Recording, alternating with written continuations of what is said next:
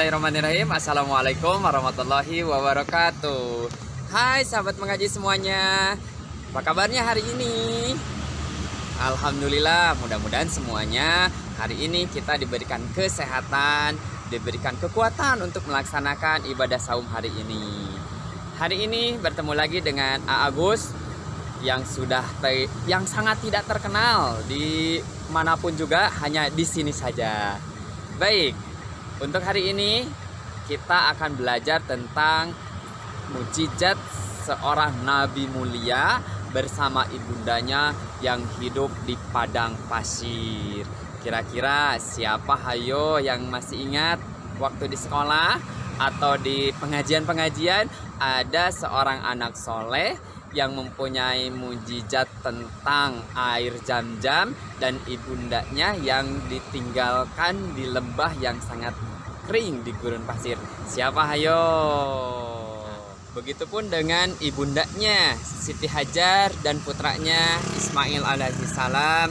Mereka berdua sangat ikhlas atas ketentuan Allah, atas perintah Allah, sehingga seperginya Nabi Ibrahim alaihissalam, tentunya keduanya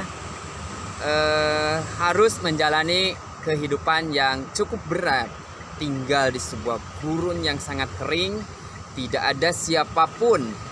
Kepada siapa mereka mau meminta pertolongan? Hanya kepada Allah lah mereka berdua memohon pertolongan. Singkat cerita, singkat kisah, Nabi Ibrahim kembali ke rumahnya sementara ibunda Siti Hajar dengan Nabi Ismail alaihissalam tinggal di lembah yang sangat kering. Nah, ibunda mempunyai naluri keibuan, tentunya di dalam hatinya tergerak bagaimana agar putranya yang masih kecil, yang belum bisa apa-apa, bisa bertahan hidup di lembah yang sangat kering itu. Di dalam hatinya dengan keimanan yang teguh bahwa Allah akan menolongnya, tetapi ibunda Siti Hajar ini tentunya harus berusaha, harus berikhtiar bagaimana caranya agar mereka berdua bisa bertahan hidup. Nah, Siti Hajar tentunya tidak tinggal diam. Beliau lari ke ujung bukit, ada namanya Bukit Marwah, naik ke atas, melihat dari atas apakah ada orang atau ada siapapun yang mungkin bisa diajak atau bisa dimintai pertolongan. Ternyata di Bukit Marwah itu tidak ada siapapun, tidak tampak siapapun, tidak ada manusia di area situ. Dengan serta-merta, tentunya dengan hati yang lirih, tapi tetap berusaha, Siti Hajar turun menyusuri lembah kembali dan tentunya menuju ke suatu bukit yang ada di sebelahnya, yaitu Bukit Sofa. Sampailah ke atasnya Siti Hajar. Ternyata dari atas tidak ada satupun jua manusia yang bisa diajak atau diminta pertolongan. Sampai 7 kali bolak-balik Siti Hajar ini melakukan usaha untuk mencari bantuan. Tetapi nyatanya Allah sudah menakdirkan bahwa Siti Hajar pada saat itu tidak bertemu dengan siapapun. Sampai akhirnya ketika sudah 7 kali bolak-balik, ternyata di bawah kaki putranya, tepat di bawah kaki putranya, di gurun yang sangat kering, yang mustahil kalau tanpa pertolongan Allah ada air, memancar air Zam-Zam. Yo, pasti semuanya di antara kita sudah tahu kan air Zam-Zam?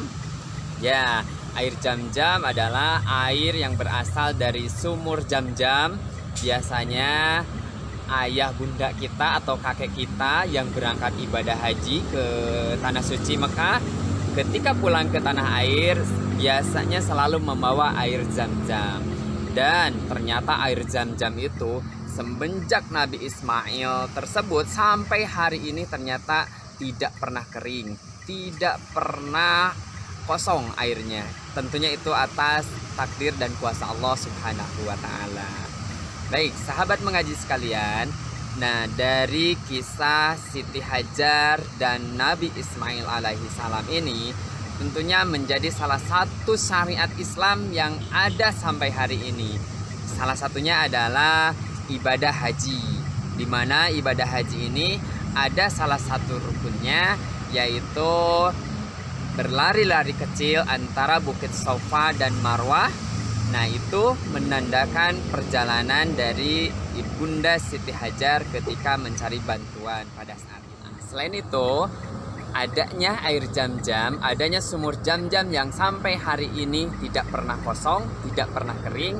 Tentunya ini menjadi mukjizat besar dari Nabi Ismail alaihi salam yang menunjukkan akan kebesaran dan kekuasaan Allah Subhanahu wa taala yang Maha Agung. Sahabat mengaji semuanya, tentunya dari kisah yang sangat sebentar ini kita bisa mengambil banyak hikmah dari kisah Ibunda Siti Hajar dan putranya Nabi Ismail alaihissalam. Yang pertama tentunya keikhlasan dalam diri kita setiap menjalani apapun, setiap beribadah kepada Allah Subhanahu wa taala harus dilandasi dengan keikhlasan. Yang kedua, hikmah yang bisa kita ambil dari kisah ini tentunya bagaimana ikhtiar itu harus dilaksanakan. Bagaimana kerja keras dalam mencapai suatu keinginan, suatu harapan itu harus ditanamkan sejak dini oleh kita semuanya. Yang ketiga tentunya kesabaran dalam menghadapi ujian, dalam menghadapi musibah, dalam menghadapi tantangan hidup harus kita tanamkan sejak dini, karena dengan kesabaranlah kita nanti akan bisa mendapat banyak pelajaran. Selain yang tiga, tentunya masih banyak hikmah yang bisa kita ambil dan insya Allah nanti akan dikisahkan di waktu yang berbeda. Untuk hari ini Agus cukupkan sekian, mudah-mudahan kita semuanya menjadi Siti Hajar masa depan. Kita semuanya menjadi Ismail masa depan. Tentunya sebagai manusia biasa yang tetap memberikan yang terbaik untuk diri kita, untuk ayah bunda kita, bangsa dan negara kita, dan untuk agama yang kita banggakan, agama Islam. Amin ya Allah ya Rabbal Alamin. Mudah-mudahan kita senantiasa menjadi dan tetap menjadi orang-orang yang beriman dan bertakwa kepada Allah Subhanahu wa taala. Wassalamualaikum warahmatullahi wabarakatuh.